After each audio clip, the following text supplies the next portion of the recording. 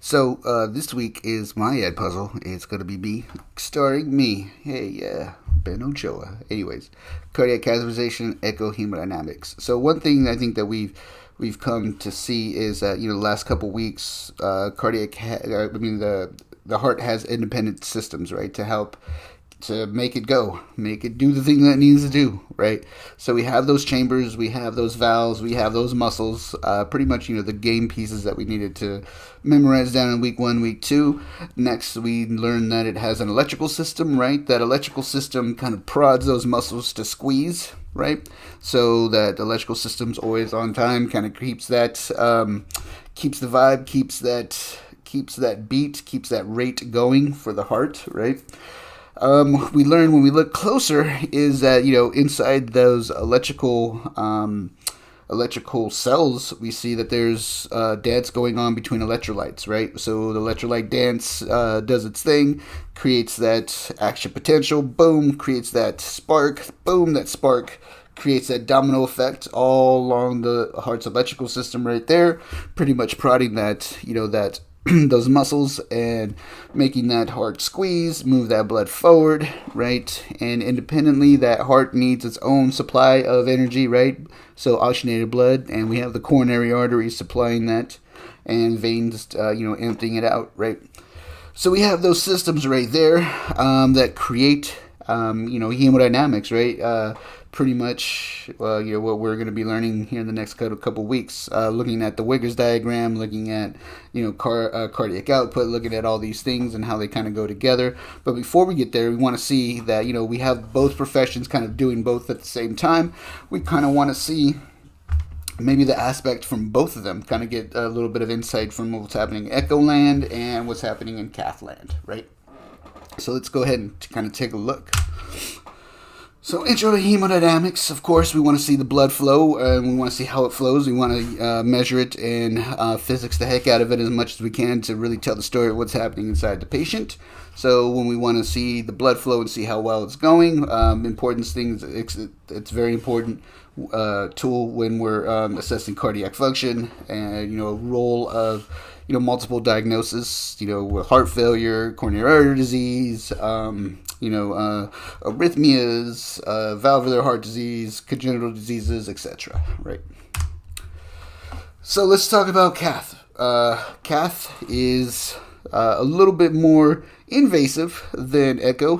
Of course, we hijack the arteries or the veins. We take our tools, we go up to the heart, right, and we start our diagnostics in the heart. A couple things that we do: we measure pressures in the heart chambers. We can see, the pressures there and see what kind of shape they're making as the heart beats, right? We can get samples of the blood in each of those chambers. We can see the oxygenation, how well that oxygen is being exchanged between oxygenated and non-oxygenated systems. We can see the flow across valves, using the pressure too as well, and we can directly investigate the coronary artery blockages if there are any, right? We can inject dye and we can see if there's any blockages. So cardiac cath does a really good job in, those things right there. Let's talk a little bit more about pressure waveforms. So pressure waveforms are, very important to analyze, and one of the more difficult skill sets to acquire in the cath lab. But pretty much what it does is, it involves, things that are happening systolically and diastolically, right? So we can kind of see, we can kind of compare what's happening normal to if it's happening abnormal, right? So we can compare those waveforms to like normal waveforms, right? So we can take them from the atria, the ventricles, and the PA aorta. Let's see.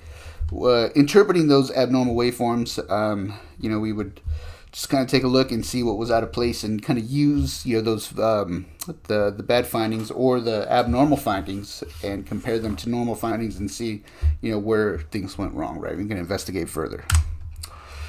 Also, some things that we could do with those pressures and the oxygenation of the blood, we could collect that data and put them into physics equations that can tell us even more about what's happening in the heart, right?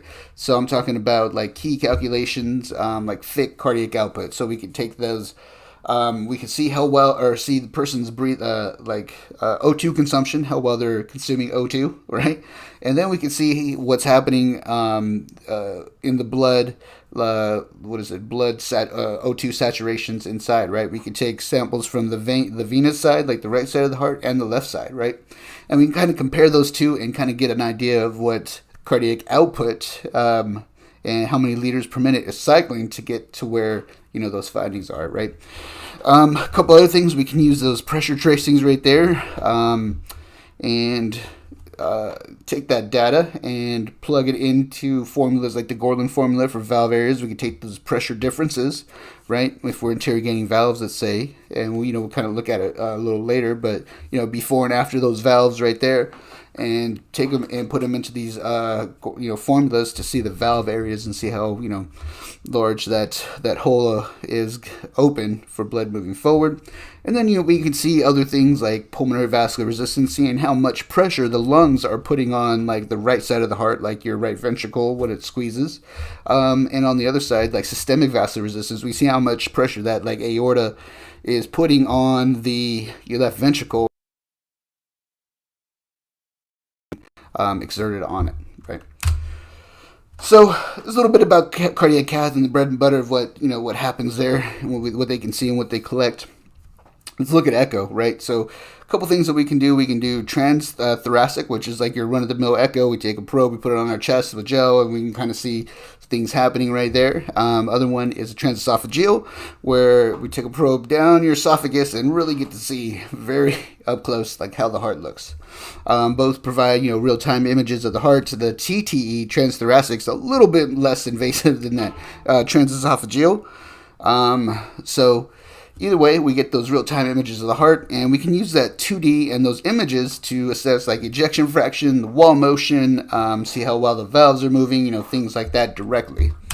Then we can use something called Doppler, right? So Doppler, just like you see Doppler radar, things like that, we can see the velocity of, let's see, pretty much we measure the velocity of blood, whether it's going forward or away from the transducer. And we measuring the blood flow and the velocities, we can assess like hemodynamic parameters. Kind of gives us an idea of what's happening hemodynamically.